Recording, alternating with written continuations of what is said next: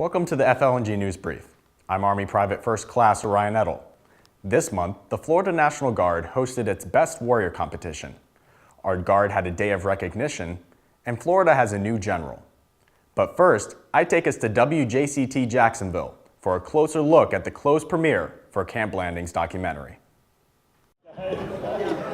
On Tuesday, March 7th, the closed premiere of the documentary on Camp Landing was shown at the WJCT studio in Jacksonville. The crowd consisted of a wide variety of different services, active and retired military, civilians, and even one special guest who had been there at Camp Landing during its peak. Everyone also had the chance to see all of the different items brought from Camp Landing's museum for a more interactive experience. Colonel Matt Johnson hopes that with this documentary, people will be enlightened about Camp Landing's rich history. When viewers watch the documentary on March 23rd, I hope they gain a better understanding of what a gem Camp Landing is to not only Northeast Florida, but the entire state of Florida when it comes to World War II history. The night concluded with A.J. Artley and Carlos Bouvier receiving the Florida Commendation Medal for all the work they put into the documentary. Reporting from the WJCT studios in Jacksonville, I'm Private First Class Orion Edel. Next, we head over to Camp Landing, where A.J. Artley shows us why this year's Best Warrior competition should be something to remember.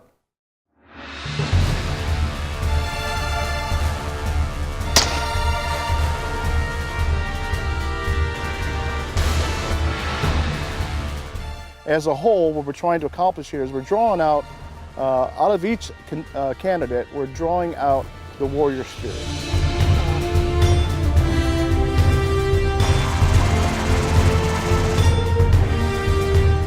The 2017 Florida National Guard Best Warrior competition has more to offer the competitors this year. One of the winners from last year says, no matter who wins, they'll be better prepared to move on. It's definitely improved as far as the tactics, and it's mirroring regions basically, which is definitely what I needed last year, and I'm definitely grateful that they're bringing that to the table. Sergeant Major Enrique Mendez is the man who brought that to the table, and he says it's because he was able to recognize his mistake. Last year, we put the event on, and in my error, we didn't put a lot of thought process into it. So like any good leader, he took an assessment, adjusted fire. This is Cadre 1, adjust fire, over. And moved on. I had an opportunity last year to take our Warriors to the Region 3 competition in Fort Stewart, Georgia. And having a conversation with the Command Sergeant Major over there, York, they kind of had the template for what right looks like. Hence why we have the what I call a very robust Best Warrior competition set there for 2017. And the troops recognize these changes as a good thing. You can't really know what exactly to expect because every year they add new stuff to it and they try to make it a little better for the soldiers competing. Some of the changes, it's now 4.5 days instead of 2.5. The Florida Air National Guard sent a team. PFC Janella Sanders is the only female competing, and the Public Affairs Office set up a studio with a 10-person team to cover every angle of the competition. And there's an endurance portion in combat swim that the Army or typical soldiers in the Guard never get an opportunity to do. So this will not only prepare them to be the best warriors in the state of Florida, but if they ever deploy, some of the skills that they've learned today will take them further into a combat zone or another area that we deploy them in. So how does someone get ready for something like this? According to one competitor, don't try to go it alone. Go over your warrior tasks and just make sure you have a good sponsor, a good coach to kind of walk you through everything, because you can't do it by yourself. It's a team effort every step of the way. And this year, that team includes the Air Guard. And they ponied up, and they brought their NCO, and they brought their enlisted in there. And they're doing phenomenal work out there right now. I'm not just proud of my airmen, I'm proud of the soldiers here. And as I've been here and I've gone around the event, I'm talking up everybody and letting them know how important and how proud we are that they are here to participate.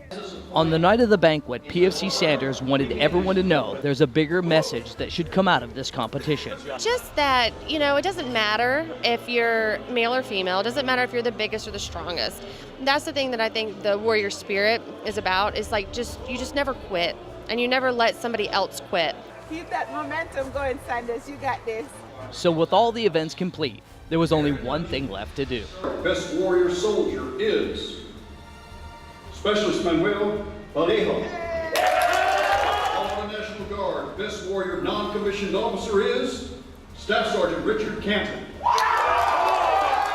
So for the second year in a row, the competition was swept by the 2nd of the 116th Field Artillery. So now it's time to get ready for the next competition. What are you guys going to do to prepare? We're going to continue with the hard work and dedication that brought us here and got us this far. We're going to elevate our experiences and our game to the next level. So Caton and Vallejo will be moving on to the Region 3 competition. And to the 12,000 soldiers and airmen of the Florida National Guard, do you have what it takes to be the 2018 Best Warrior? Reporting from Camp Blanding, I'm AJ Artley for the Florida National Guard. Always ready, always there. National Guard Day is also a day of importance for Florida's Guard. With plenty of gear and equipment on display at Florida's capital, anyone was welcome to explore and experience what the Guard provides for our state.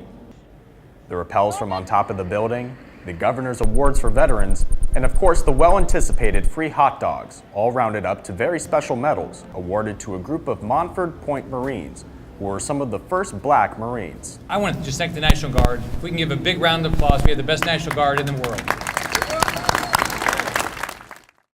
To wrap up this month, Colonel Paul Chauncey was promoted to Brigadier General.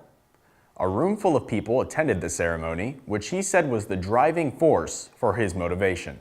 Nothing we do is done without the power and support of our families. I believe that's where we derive our energy from, whether it's our own family or it's even the families of other people. I mean, that's why we do what we do. We support other people. Congratulations, sir. That's all for this edition of the FLNG News Brief. Reporting from the Public Affairs Office, I'm Army Private First Class Orion Ettle. Tune in next month to see what's happening with your Guard.